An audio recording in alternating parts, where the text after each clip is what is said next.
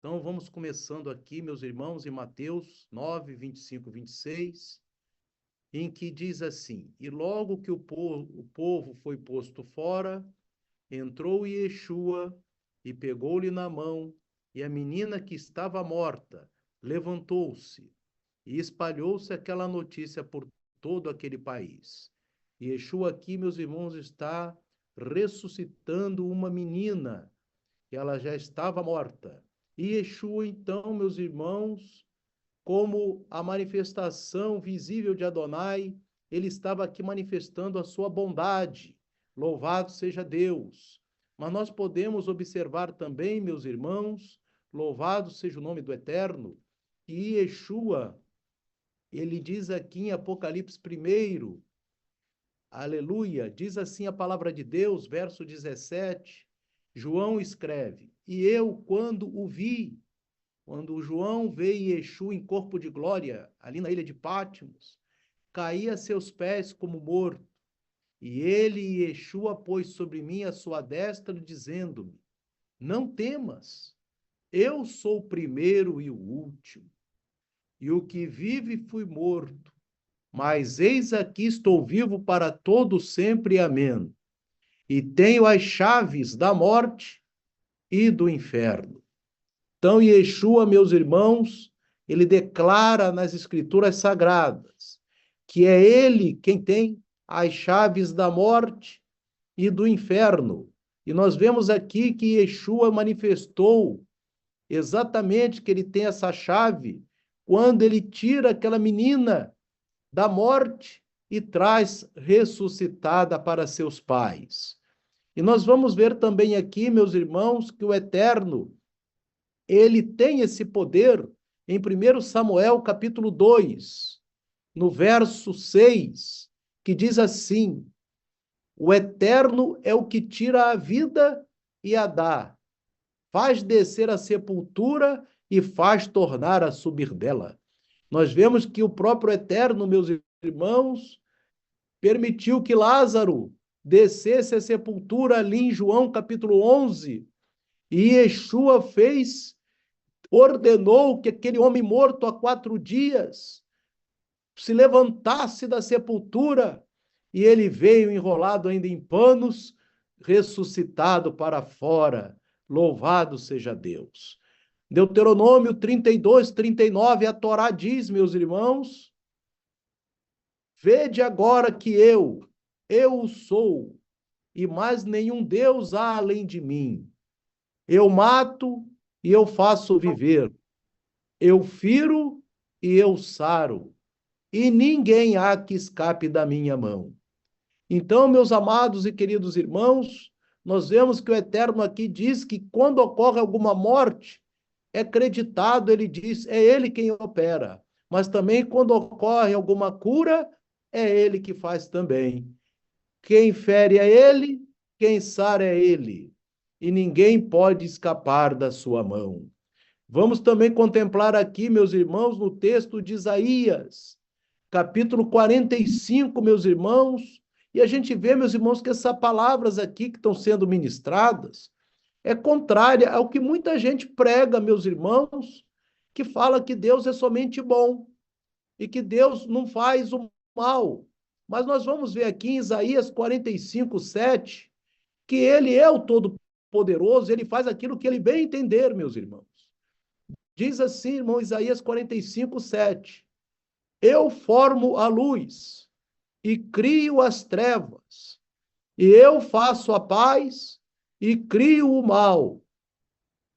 Eu, o Eterno, faço todas essas coisas. O Eterno, ele faz a paz, mas ele também faz a guerra, meus irmãos. Nós sabemos ali, já lemos no livro de Ezequiel 38, que o Eterno, no versículo 16, ele diz: Eis que eu trarei contra o povo de Israel todos os seus inimigos, para aniquilá-los. Então, Deus, irmãos, ele mesmo opera trazer os inimigos para depois destruí-los, porque Deus é aquele que cria a paz e é aquele também que cria o mal. E aqui, meus irmãos, louvado seja Deus, só aqui dá aqui, louvado seja Deus, amém? Aqui nós vamos agora, meus irmãos, essa palavra aqui de Isaías está no texto em que Deus fala para Ciro. Amém? Ciro, meus irmãos, Deus vai chamar ali em Isaías 45, nós vamos poder aqui ver, meus irmãos. Vamos aqui em Isaías 45. Isaías, meus irmãos, capítulo 45, onde ele fala esse texto que ele faz o bem e cria o mal. Nós vamos ali em Isaías 45, meus irmãos. Louvado seja o nome de Adonai. Glórias a Deus. Isaías 45. Nós vamos ver que Deus está falando. Amém? Assim diz, no versículo 1, ele diz assim diz o Senhor ao seu ungido a Ciro, a quem tomo pela mão direita, para bater as nações diante da sua face, e de cingir o lombo dos reis, para abrir diante dele as portas, e as portas se fecharão. E depois ele vem falando, e até chegar nesse momento que ele fala, eu sou aquele que crio as trevas, faço a paz e crio o mal. Por quê, irmão? Aqui no livro de Isaías, ele está falando 800 anos antes de Yeshua, meus irmãos.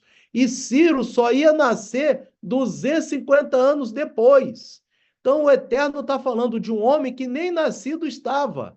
Ele ia nascer, o Ciro, amém? Ia tirar o povo de Israel do cativeiro. Então, você veja bem, meus irmãos, que 250 anos antes do cativeiro ser desfeito, e o cativeiro só começou 210 anos depois, 180 anos depois. Então o povo de Israel nem estava no cativeiro aqui. Deus já sabia que ia ter o cativeiro. Deus já sabia que o povo ia ficar 70 anos cativo. E Deus sabia que ia ter um rei persa chamado Ciro, que está no livro de Isaías, com o nome dele Ciro mesmo. Amém? Que ia libertar o povo de Israel. Porque Deus já sabe tudo sobre nós, meus irmãos. Deus já sabe a nossa semana. Deus já sabe o que vai acontecer amanhã, depois de amanhã. Porque Deus é quem escolhe. Deus já sabe se tu está salvo, se não está, se eu sou salvo, se eu não estou. Mas ele sabe de uma coisa, aquele que obedecer a minha palavra será salvo. Aquele que persevera até o fim. Quem faz a gente obedecer é Deus, e quem também não permite que obedeçamos é o próprio Deus. Então, se você, meus irmãos, tiver alguma dificuldade de obedecer, pede a Deus, me ajuda a obedecer, meu Pai, porque o Eterno vem te ajudar e me ajudar também para a gente ser salvo naquele dia. Você vê que aqui 250 anos Deus já está falando de Ciro, meus irmãos. Aleluia. E aqui, meus irmãos, você observa bem em que nós estamos aqui falando com os irmãos, por que que Deus fala para Ciro, que nem existia aqui, que ele cria o mal e faz a paz? É porque, meus irmãos, aqui até falam, né, esse texto faz parte de uma profecia para Ciro, que seria imperador da Pérsia 250 anos antes do nascimento de Ciro, 250 anos, amém? Antes do nascimento de Ciro. O zoroastrismo é uma religião pagã das mais antigas, meus irmãos, e era a religião do Império Persa de Ciro. Era uma religião dualista, ou seja, ela tinha 2 deuses, amém? Essa religião se tornou dominante na Ásia Ocidental. Da Pérsia, meus irmãos, ela foi para vários lugares, meus irmãos. Amém? Para vários lugares ela foi se espalhando, né? O zoroastrismo existiam 2 deuses. Um deus que eles chamavam bom, Deus com letra minúscula, porque não existe, né, meus irmãos? Por isso que a gente bota com letra minúscula. Chamado Ormuzd, e um mal que chamava Arivan. Então, e muitos hoje, meus irmãos, mesmo se dizendo que creem na Bíblia, falam que Deus só é bom e Deus não faz o mal, porque eles seguem, na verdade, o zoroastrismo. E o zoroastrismo, meus irmãos, ele foi resgatado, amém? Pelo paganismo da Igreja Romana, meus irmãos, amém? A Igreja Romana, que é a mãe do paganismo. Então, esse zoroastrismo, você fala para esses que seguem a Igreja Romana, Deus é só bom, amém? Porque eles creem numa versão enganosa do zoroastrismo, meus irmãos, amém? E aqui, meus irmãos, por esta razão, o Eterno revela na profecia para Ciro, em Isaías 45:7, que na verdade não existem 2 deuses, um que criou o bem e o outro que criou o mal, como pregava o zoroastrismo, mas existe um só Deus, o Eterno, o Deus de Israel, que forma a luz e cria as trevas, que faz a paz e cria o mal. Aleluia. E ele mesmo afirma que faz todas essas coisas. Aqui você vai ver no livro de Amós, irmãos, Deus falando da seguinte maneira, no capítulo 3, verso 6: tocar-se-á a trombeta na cidade, e o povo não estremecerá? É lógico, meus irmãos, que se tocar trombeta na cidade, o povo vai estremecer. E ele diz: sucederá algum mal na cidade sem que o Eterno tenha feito? O Eterno está dizendo: se acontecer algum mal na cidade, fui eu que fiz, diz o Eterno. Está no livro de Amós, capítulo 3, verso 6. Então, o próprio Yeshua, meus irmãos, ele fala em Mateus capítulo 10, não temais aquele que mata o corpo, mas temais aquele que pode fazer perecer o corpo e lançar a alma no inferno, que é o eterno. Amém? E aqui diz, irmãos, Oséias capítulo 6, verso 1, em Oséias, diz assim: vinde e tornemos ao eterno, porque ele despedaçou e nos sarará, feriu e nos atará a ferida. Nós vemos, meus irmãos, que o povo de Israel, ele foi quase dizimado na Segunda Guerra Mundial, quase exterminado totalmente, mas 3 anos depois o Eterno fundou o Estado de Israel, porque o Eterno colocou o povo quase lá no fundo do poço e agora restaurou o povo para a glória de Deus. Ele despedaçou e nos sarará. O próprio povo de Israel confessa que ele despedaçou a nós, mas nos sarará, nos feriu e nos atará a ferida. Porque, irmão, o povo de Israel sabia a verdade. Porque se acontece alguma coisa, é o Eterno. Então, qual é a melhor maneira? O Eterno diz na sua palavra, na Torá, que se a gente fizer a vontade dele, nenhum mal nos acontecerá. A gente fizer a vontade do Eterno, nenhum mal virá sobre nós, meus irmãos. Procure fazer a vontade do Eterno sempre, meu irmão, minha irmã, porque aí nenhum mal virá sobre a tua vida, nenhum problema virá sobre a tua vida, meu irmão, minha irmã, porque o Eterno é que faz todas essas coisas. E a gente vai ver aqui no livro de Provérbios, meus irmãos, capítulo 16, verso 4, que diz assim: o Eterno fez todas as coisas para atender a seus próprios desígnios, até o ímpio para o dia do mal. Então, o Eterno, meus irmãos, ele criou até o ímpio. Tudo que é ímpio que você vê aí, irmão, que você pode falar de Yeshua, e ele não quer obedecer, foi criado pelo Eterno para o dia do mal. Porque ele mesmo, meus irmãos, é que cria o ímpio para ser condenado, meu irmão. Amém? Porque você sabe que... Por que aquele ímpio vai ser condenado? Se ele obedecesse a palavra de Deus, ele não ia ser condenado. Mas você fala, mas aquele ímpio não quer obedecer a palavra. E muito crente é ímpio, meus irmãos. Porque ele é crente de boca, ela é crente de boca, mas não obedece a palavra de Deus. Não obedece a Torá de Yeshua, Hamashia, a Torá do Eterno. Não obedece à lei de Moisés, não obedece às palavras de Yeshua, e esse assim é preparado para o dia do mal.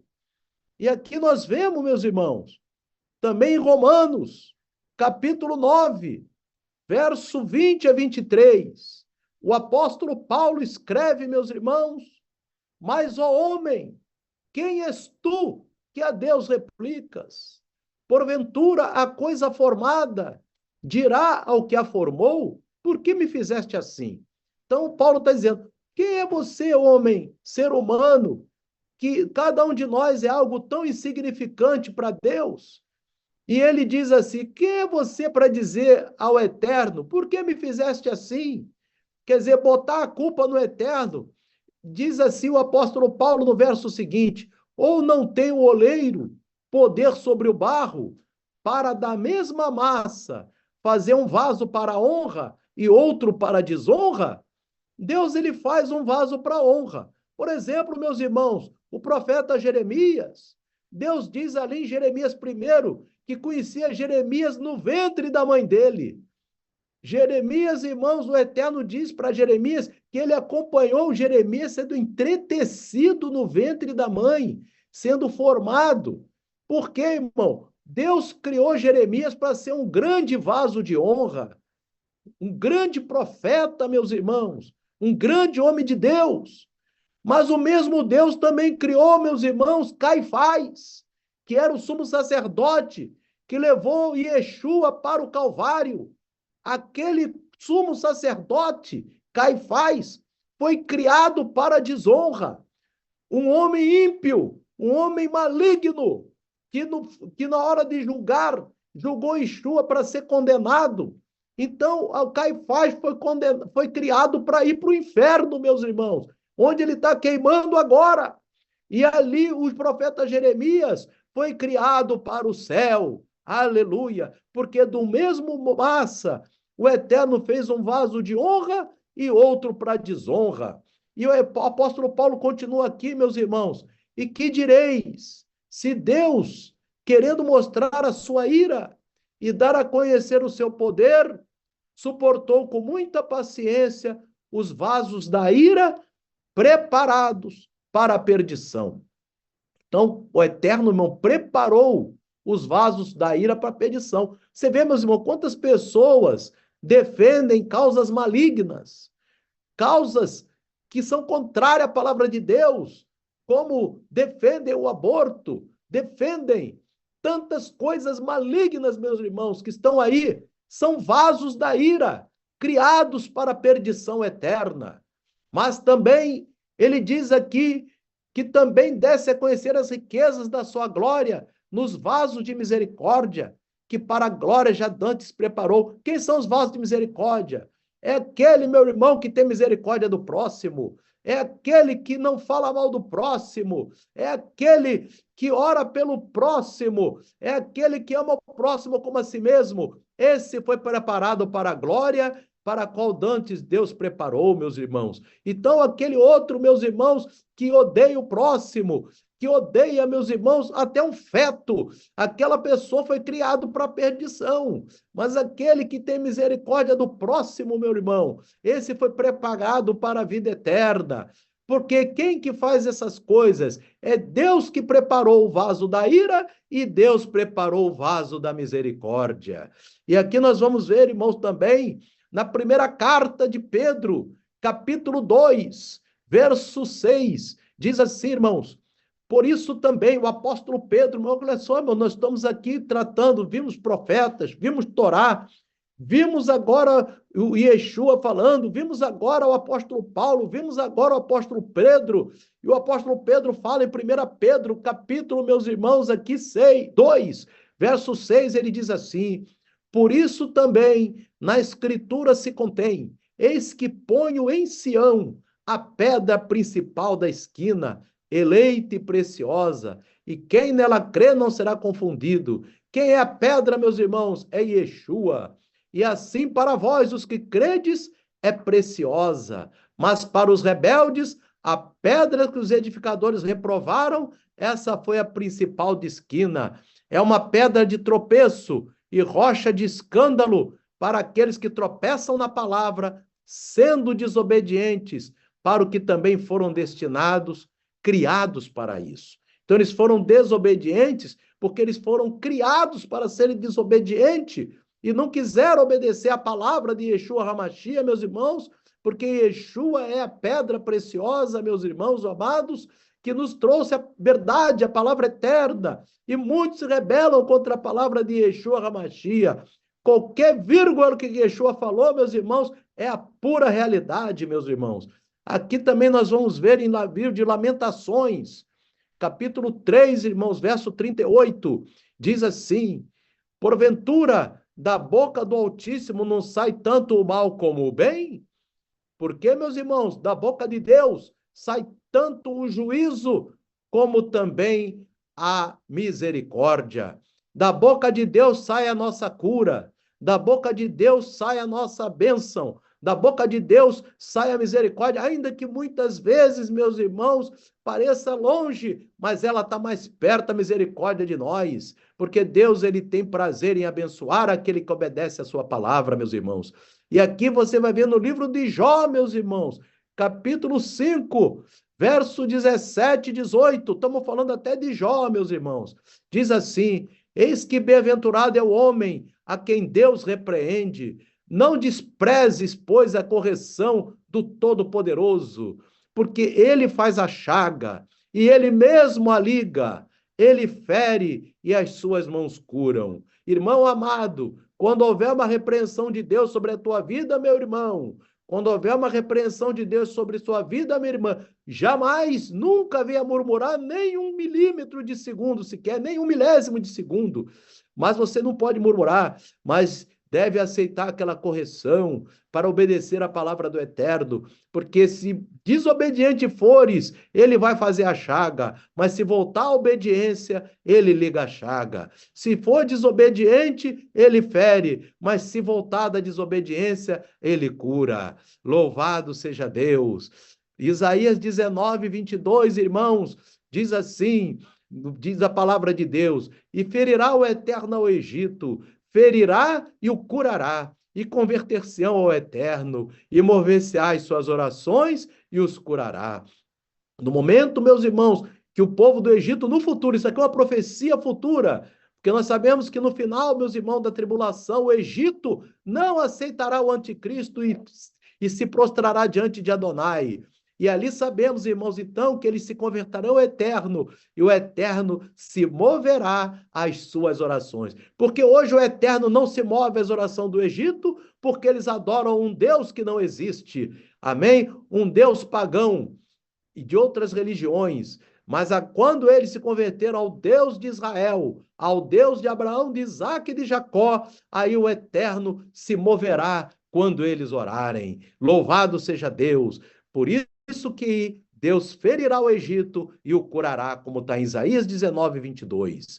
Ali em João 9, verso 1, diz assim, e passando Yeshua, viu um homem cego de nascença, e os seus discípulos lhe perguntaram, dizendo, Rabi, quem pecou, este ou seus pais, para que nascesse cego? E Yeshua respondeu, nem ele pecou, nem seus pais, mas foi assim para que se manifestem nele as obras de Deus. E Yeshua curou aquele cego de nascença. Louvado seja Deus, porque ele permitiu aquela cegueira e curou aquela cegueira. Louvado seja o nome do Eterno, meus irmãos. E veja bem, meus irmãos, nós estamos falando ali do zoroastrismo, que essa religião pagã, que fala, meus irmãos, que Deus é bom, e o diabo é mau, como se tivesse uma disputa entre Deus e Satanás. Não existe essa disputa, meus irmãos. Satanás é um servo de Deus que já está condenado. Por isso que Yeshua, quando fala para Satanás ali, irmãos, em Mateus, vamos ali em Mateus aqui, irmãos, louvado seja Deus. Vamos aqui em Mateus, capítulo 4. Mateus, capítulo 4, meus irmãos, que Yeshua fala para o diabo ali, meus irmãos. Preste bem atenção, que ele diz aqui, Mateus 4, amém? Ele diz aqui no verso 10, então disse-lhe Yeshua, vai-te, Satanás, porque está escrito, ao Senhor teu Deus adorarás e só a ele servirás. Então, Satanás, irmãos, ele não tem disputa com Deus, não tem quebra de braço com Deus. O diabo nada mais é do que servir a Deus a hora que ele quiser. Deus, a hora que Deus quiser. Toda hora que Deus manda o diabo tem que servi-lo. Porque, irmão, não existe essa disputa. Por isso que aqui, meus irmãos, fulmina essa ideia pagã que permeia muitas igrejas, meus irmãos, que Deus é bom e totalmente contrário à Bíblia, como nós estamos falando aqui, meus irmãos. Amém? E esse zoroastrismo, ele foi incluído depois, mais tarde, o chamado Deus Mitra. Amém? Como filho daquele Deus pagão Ormuzd, que é tudo Deus que não existe, mas Deus pagão Mitra.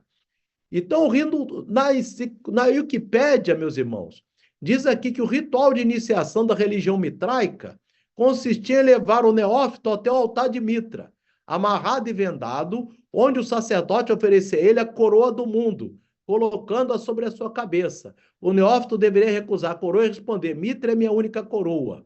Amém? Então você vê aqui, meus irmãos, qual o nome dessa coroa aqui que é chamada Mitra. Essa coroa aqui que é colocada aqui, né, meus irmãos, que eu estou mostrando para os irmãos, é chamada de Mitra em homenagem ao Deus Mitra, meus irmãos. Amém? É falada de Mitra. Então vocês estão percebendo aí, meus irmãos, o paganismo que está aí. Um dos principais doutrinadores, meus irmãos, da Igreja Romana, Católica Romana, foi Agostinho no século IV, no ano 354. A Igreja Romana o chama de santo, mas não é santo nenhum, meus irmãos, esse homem. Ele era seguidor das religiões dualistas da época e introduziu no catolicismo a doutrina pagã do mitraísmo de que Deus não criou o mal. Amém? Mas exatamente, meus irmãos, nós que não fazemos parte desse sistema pagão, amém? Não porque nós não quisemos fazer, porque Deus nos arrancou, meus irmãos. Amém? Lembra que nós falamos? Ele que faz o vaso de honra e o vaso de desonra. 1 Coríntios, capítulo 10, verso 13, o apóstolo Paulo diz assim: não veio sobre vós tentação senão humana, mas fiel é Deus, que não vos deixará tentar acima do que podeis. Antes, com a tentação, dará também o escape para que a possais suportar. Se você, meu irmão, está com o teu nome no livro da vida e vê uma prova sobre você, você pode ter certeza de uma coisa: vai vir o escape junto. Mas não murmura, não reclama, não você sabe o Deus que tu serve, o seu Deus que eu sirvo. E aí você sabe que com a aprovação, ele dará também o escape. Aleluia! E aqui, meus irmãos, nós vamos ver também, em 2 Tessalonicenses, capítulo 2, o que Deus envia para o mundo. Amém? Para o mundo, está ali, 2 Tessalonicenses, capítulo 2, verso 11 e 12. E por isso, Deus lhe enviará a operação do erro, para que creiam na mentira.